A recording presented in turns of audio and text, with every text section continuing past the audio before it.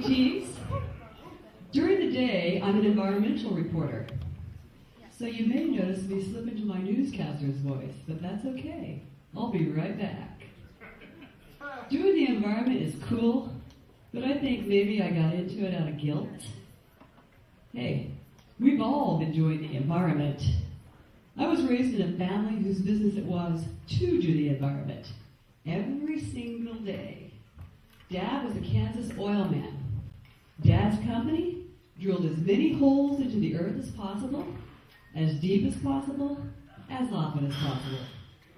That's right.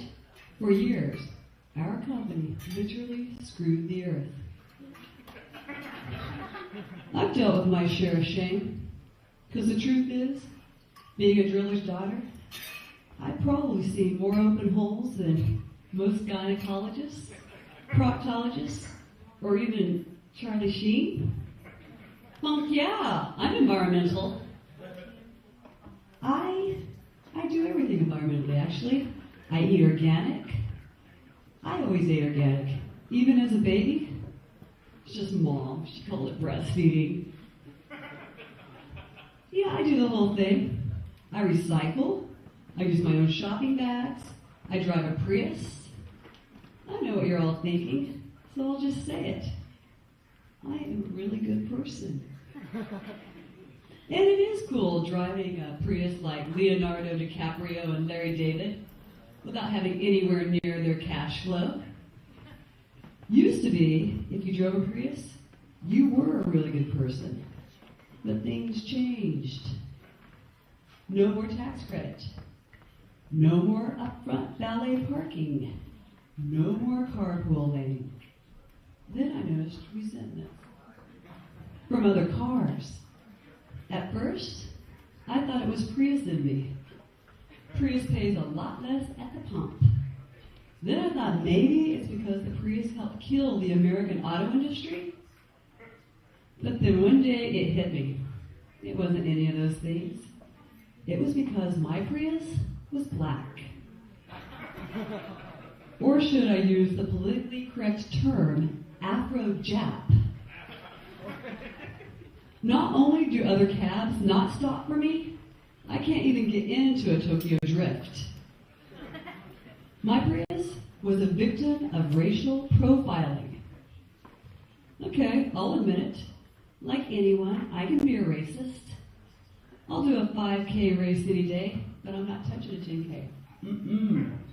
It's not how I was raised. My family would disown me if I did that race, even if it was for a good cause, like recycling. I always liked recycling, even before I did it for the money. Why should the can recycling industry be monopolized by the homeless? They already have the blood banks. Hey, I'm down with the homeless, but if they really cared about the environment, don't you think that they would store all their worldly possessions in paper bags instead of plastic? That's right. If we really wanted to help the homeless, imagine if we paid the homeless to recycle everything. 2 cents a used ear swab, 3 cents for chewed gum, 5 cents a dirty diaper. Hey, you know that yogurt company that donates 5 cents for the lids that you send in to fight breast cancer? Planned Parenthood can get a nickel for every used rubber. Yeah, think about those recycling station signs. Before depositing, please make sure all used condoms are drained and empty. Thank you, and please, come again. The homeless would probably still live in the streets, but those streets would be so clean you could eat off them. Yeah, they would. Okay. Speaking of deposits, I don't like banks right now. It seems like my bank is pissing me off daily. But did you hear about the woman's breast milk that was rejected by the breast milk bank? Yeah, it turns out her breast milk contained antibiotics taken during pregnancy.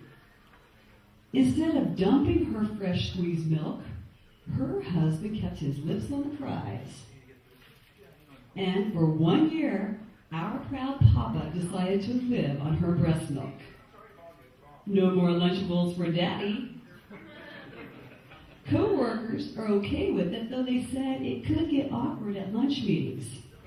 But the morning coffee never tasted better.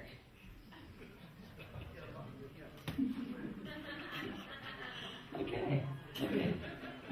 Morning coffee never tasted better.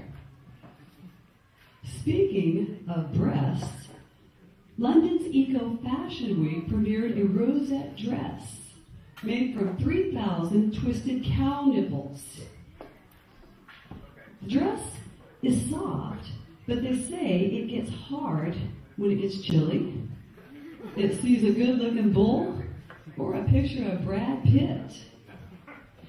Although the dress is brand new, it's already starting to sag, and the right side is slightly bigger than the left.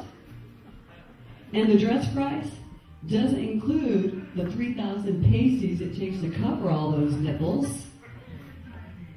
Man, it's hot. You know, I think we're having climate change in here. Yeah. Did you ever notice that the same people who deny climate change, you know, the ones that say that climate change is part of the Earth's natural evolution, also deny evolution? You know who. The people that will not listen to anything you have to say about climate change, but will sit and watch the Weather Channel all day? Do you think that maybe they check the TV Guide channel to see what's on the Weather Channel? Yeah, I think climate change's problem is its name. I think it's bad branding. Al Gore came up with global warming the night after he invented the internet. But then it got cold, and Al caught a lot of heat. So they changed the name to climate change. Really? Some big Madison Avenue marketing firm researched, tested, and charged big bucks, and they came up with climate change. Oh, you gotta wonder what that's all about. I'm the Green Tease. Back to you.